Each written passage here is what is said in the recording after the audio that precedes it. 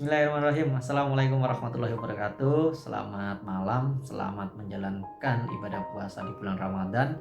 Semoga kita mendapatkan berkah Allah di bulan yang sangat agung ini. Kali ini saya akan bercerita sedikit dan kita sambil mengambil hikmah tentang perjalanan seorang pemuda, yaitu yang bernama Syabit bin Ibrahim. Kala itu beliau sedang berjalan di tengah panas terik matahari di sebuah jalan di kota Kufah. Saat itu beliau jalan dan menemukan sebuah buah apel yang jatuh tidak jauh dari perkebunan. Karena beliau itu haus dan lapar, diambillah buah tersebut tanpa pikir panjang, langsung dimakan oleh beliau. Ketika dimakan, udah separuh itu dimakan, beliau langsung ingat bahwa ternyata apel itu bukan milik dia. Dan sangat takut dari apa yang namanya laknat dari Allah, takut karena anjuran Nabi kalau bukan haknya tidak boleh dimasukkan ke dalam perutnya, maka dia langsung bingung. Dia langsung lari ke kebun tersebut untuk mencari sang pemilik.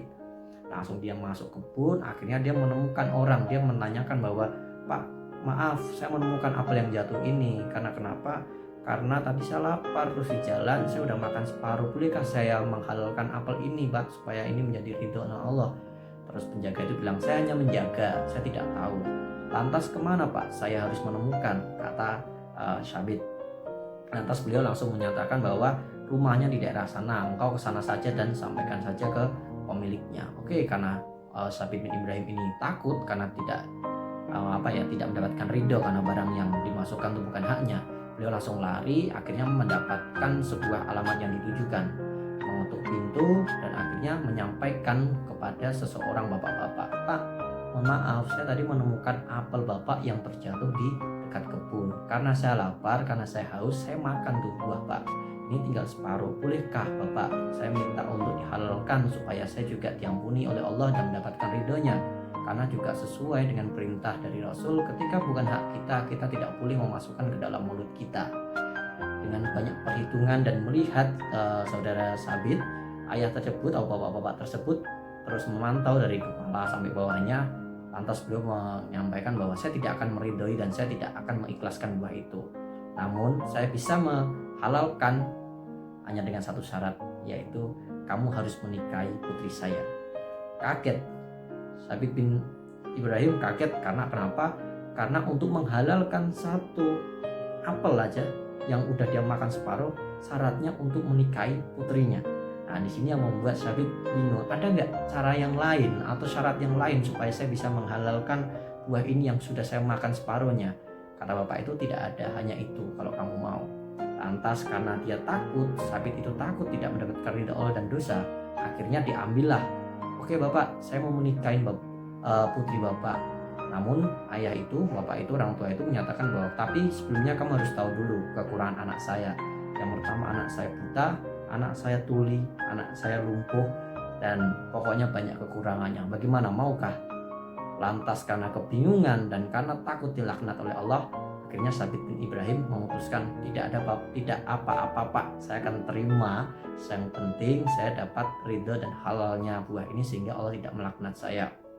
Singkat cerita, dipanggillah dua orang saksi. Setelah pernikahan sudah terjadi, diperbolehkanlah Syabit untuk masuk ke kamar anak perempuan tersebut. Mungkin karena dia juga takut menyinggung, namun karena adabnya yang sangat tinggi, dia tetap menyatakan salam untuk masuk ke dalam ruangan kamar calon istrinya ataupun istri yang sudah disahkan ya. Jawab dengan "Assalamualaikum." Meskipun dia tahu katanya kan tuli ya, namun dijawab "Waalaikumsalam." Bingung tuh Sabit. Hah?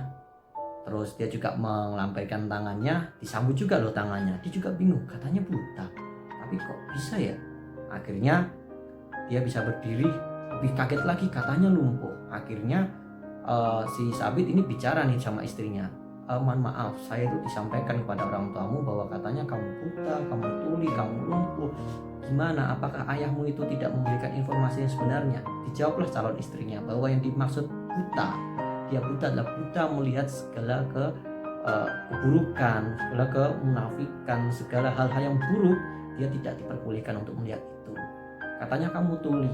Iya, saya tuli untuk mendengar hal-hal yang dibenci oleh agama, hal-hal yang tidak bermanfaat, sehingga saya tidak mau mendengarkan apa-apa yang tanpa ridho Allah. Sambil tersenyum Sabit, dan apa yang dimaksud dengan lumpuh? Iya, saya lumpuh, kaki saya tidak bisa mengarah ke kemaksiatan, kaki saya tidak bisa mengarah sebuah hal-hal yang tidak tidak diridhoi oleh Allah Subhanahu wa taala. Di situ sambil tersenyum beliau bahwa aduh, saya mendapatkan istri yang sangat luar biasa.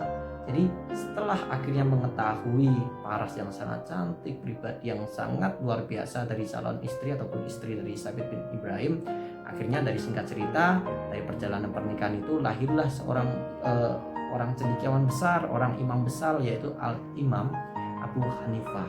Pasti kita tahu dong bagaimana peran beliau, bagaimana perubahan ataupun sebuah dampak yang beliau berikan kepada masyarakat atau umat Islam yang ada di dunia ini, karena beliau juga imam yang sangat luar biasa.